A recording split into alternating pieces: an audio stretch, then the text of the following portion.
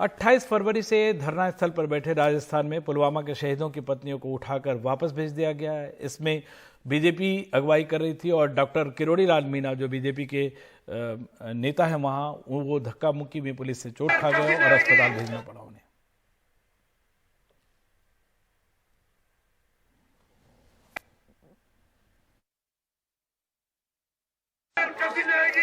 और ये बर्खास्त करें उन लोगों को जिन्होंने माननीय सभाएं, इसके लिए बहुत बहुत धन्यवाद। भाजपा का जयपुर में विरोध प्रदर्शन। पुलवामा में शहीद हुए जवानों की पत्नियों की मांगों को लेकर भाजपा सड़क पे उतरी।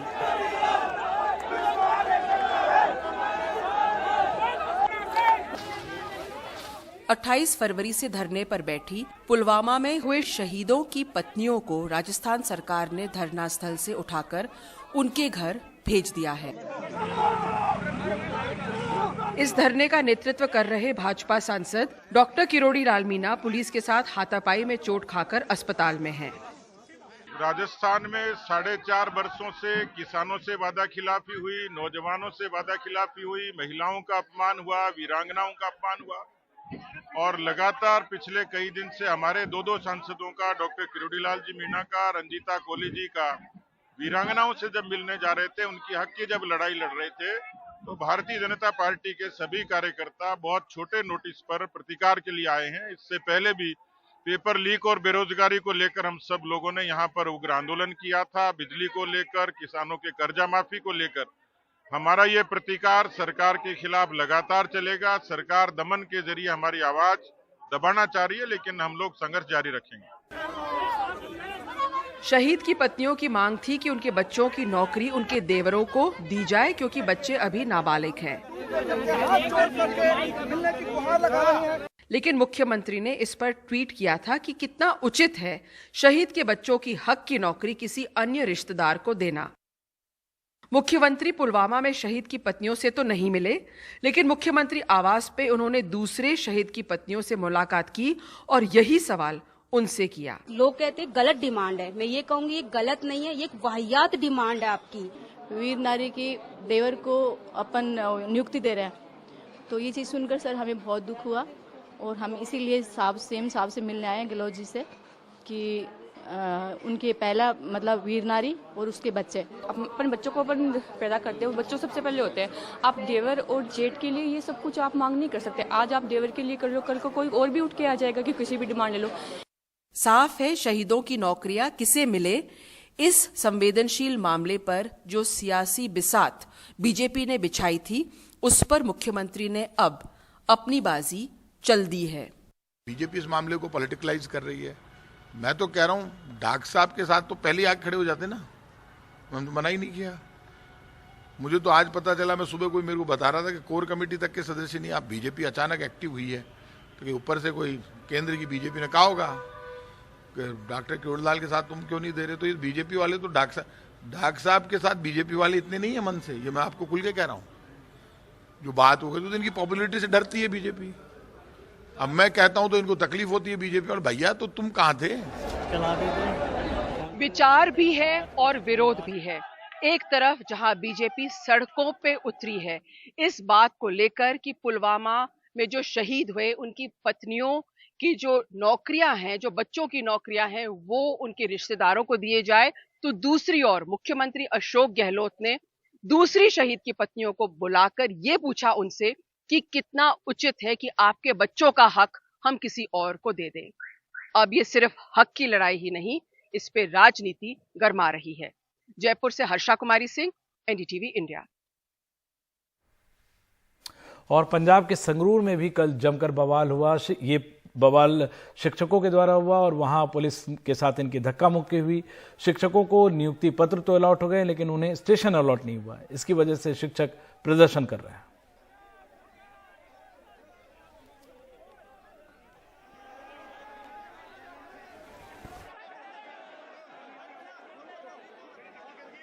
सर ਅਸੀਂ ਇਹਨਾਂ ਨੂੰ ਜਿੱਥੇ ਵੇਰਕਾ ਪਲਾਂਟ ਤੇ ਇਕੱਠੇ ਹੋਏ ਉੱਥੇ ਮੈਂ ਆਪ ਜਾ ਕੇ ਇਹਨਾਂ ਨੂੰ ਸਾਰੀ ਗੱਲ ਸਮਝਾਈ ਔਰ ਇਹਨਾਂ ਦੀ ਜਿੰਨੀਆਂ ਵੀ ਰਿਵੀਜ਼ਨ ਸੀ ਸੁਣ ਕੇ ਉੱਤੇ ਪ੍ਰੋਪਰ ਸੀਨੀਅਰ ਆਫੀਸਰਸ ਨੂੰ ਔਰ ਐਡਮਿਨਿਸਟ੍ਰੇਸ਼ਨ ਸਾਰਿਆਂ ਨੂੰ ਕਨਵੇ ਕੀਤੀਆਂ ਗਈਆਂ। ਫਿਰ ਇਹਨਾਂ ਦੇ ਜਿਹੜੇ ਲੀਡਰਸ ਇਹਨਾਂ ਨੂੰ ਦੱਸਿਆ ਗਿਆ ਕਿ ਤੁਸੀਂ ਪਿਛਲੀ ਵਾਰੀ ਵੀ ਕਾਫੀ ਜ਼ਿਆਦਾ ਖੜੀ ਪੁਲਿਸ ਦੇ ਉੱਤੇ ਜਿਹੜੀ ਫੋਰਸ ਯੂਜ਼ ਕਰਨ ਦੀ ਕੋਸ਼ਿਸ਼ ਕੀਤੀ ਹੈ ਜਿਹੜੀ ਕਿ ਗਲਤ ਹੈ। ਬਟ ਇਹਨਾਂ ਨੇ ਗਿਣੇ ਮੱਥੇ ਤਰੀਕੇ ਦੇ ਨਾਲ ਉੱਥੋਂ ਕੱਟ ਕੀਤਾ। ਆਉਂਦੇ ਸਾਰ ਆਪਾਂ ਦੇਖਿਆ ਪੁਲਿਸ ਬੜੇ ਪਲਾਨਡ ਵੇ ਨਾਲ ਖੜੀ ਸੀ, ਇਹਨਾਂ ਡਿਸਪਲਿਨ ਵੇ ਜ਼ਾਬਤੇ ਅਨੁਸਾਰ।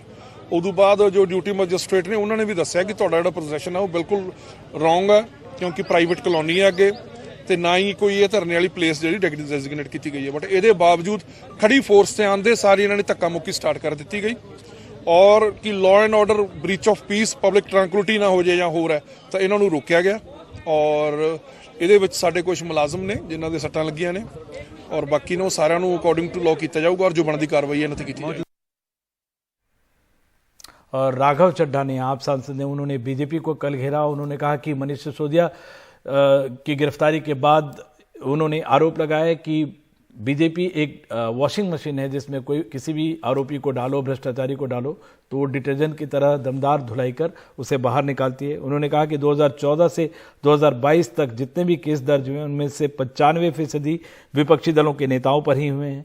उन्होंने तंज कसते हुए कहा कि बीजेपी एक ऐसी वॉशिंग मशीन है जो बिना डिटर्जेंट के ही दमदार सफाई कर देती है। उन्होंने ये भी बताया कि कर्नाटक बीजेपी के विधायक के घर में 8 करोड़ कैश मिले, फिर भी उन्हें अग्रिम जमानत मिल गई और ढोल नगाड़ों से उनका स्वागत किया गया। एक बहुत लंबी लिस्ट है विपक्ष के उन नेताओं पे जिन पर ईडी सीबीआई के मुकदमे एक राजनीतिक साजिश के तहत दर्ज किए गए। अगर ये सारे नेता आज अपनी पार्टी छोड़कर भारतीय जनता पार्टी में शामिल होने के लिए, बीजेपी की सदस्यता ग्रहण करने के लिए मान जाएं, तो इन पर जितने मुकदमे चल रहे हैं ईडी सीबीआई के, वो सारे बंद हो जाएंगे। ये देश की सच्चाई है। भारतीय जनता पार्टी एक ऐसी वॉशिंग मशीन है जो बिना डिटर्जेंट पाउडर के ही दमदार सफाई देती है। एक तरफ से कथाकथित भ्रष्टाचारी डालो और दूसरी तरफ से क्लीन चिट निकलती है। ये बीजेपी आज एक वॉशिंग मशीन बन गई। और महाराष्ट्र में किसानों का मुद्दा छाया हुआ है। एक तरफ प्याज की कभी और कभी बेमौसम बारिश की बात हो रही है, लेकिन गन्ना मिलों को लेकर और चीनी के कम उत्पादन को लेकर चर्चा नहीं हो रही।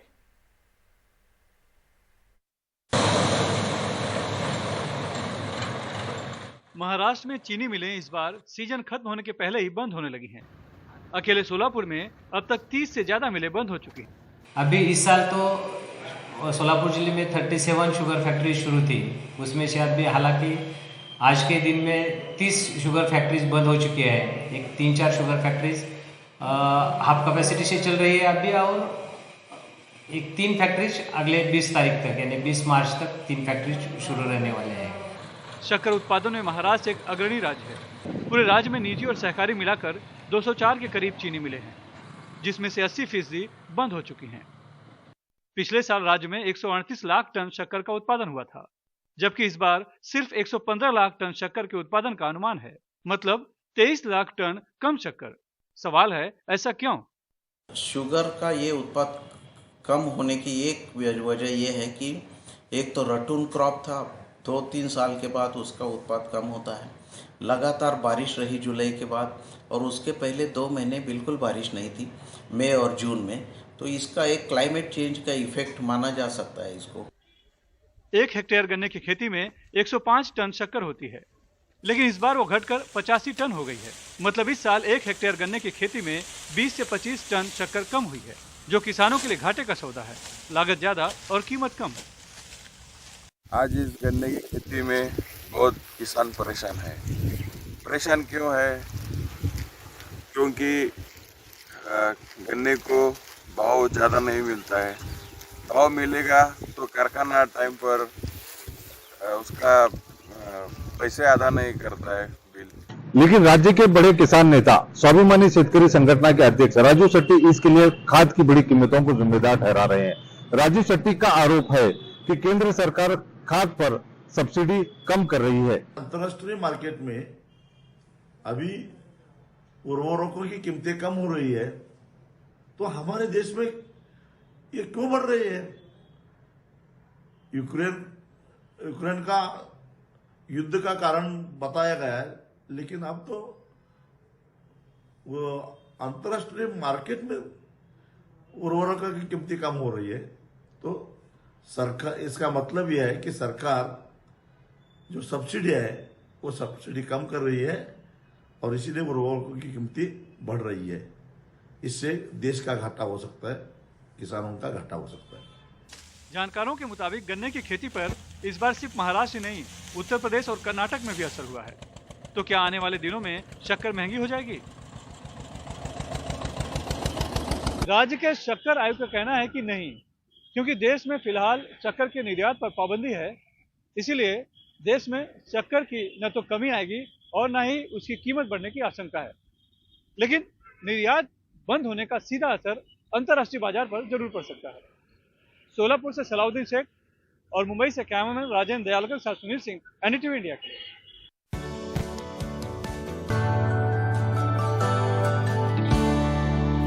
शौनक सेन की ऑल दैट ब्रीड्स को ऑस्कर में बेस्ट फीचर डॉक्यूमेंट्री के तौर पर नॉमिनेट किया गया है।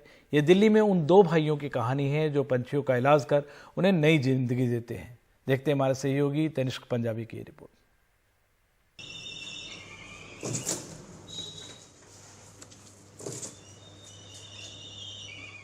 सऊद और नदीम 20 साल से चील जैसी जख्मी शिकारी चिड़ियों की देखभाल कर रहे हैं।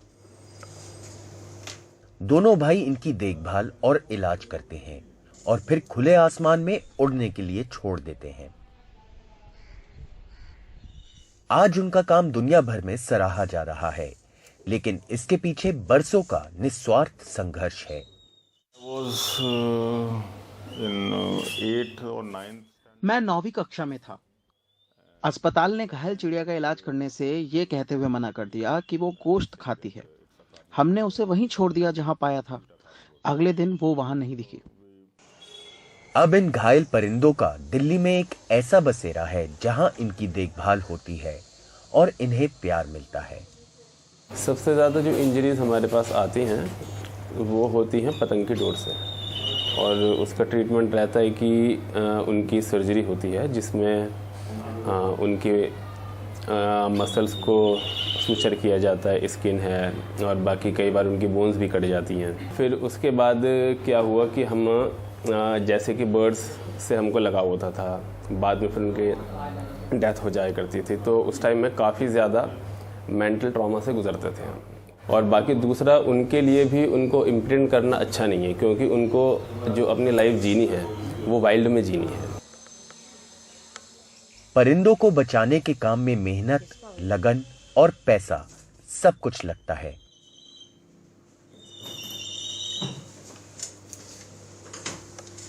जो टाइम अपनी फैमिली को देना होता है वो भी काफ़ी टाइम हमारा यहाँ लग जाता है, तो इस वजह से फैमिली भी काफ़ी हमसे नाराज़ रहती है। इस सफर में और लोग भी जुड़ गए हैं। सालिक इस टीम का अहम हिस्सा है। ये इजिप्शियन वल्चर है।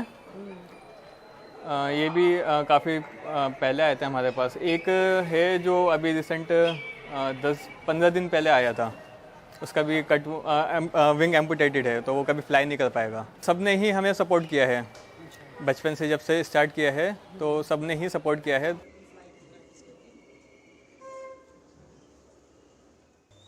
इन लोगों के प्यार ने घायल चिड़ियों के जख्म भरकर उन्हें आसमान में ऊंचे उड़ने का हौसला दिया है। इनके काम पर बनी फिल्म ऑस्कर में जाने से इन्हें उम्मीद है कि इनके मिशन को और पंख लगेंगे। ये डॉक्यूमेंट्री जिसकी आज पूरी दुनिया तारीफ कर रही है, उसने हमें वाकई में मजबूर कर दिया है सोचने पर उनके लिए जो हमारे आसपास सांस लेते हैं। हमें उम्मीद है कि सऊद, नदीम और सलीक की कहानी आपके दिल को छू गई हो जैसे हमें छू गई। Camera person Pooja Arya and AJ Joseph के साथ तनिष्क पंजाबी फॉर एनडीटीवी।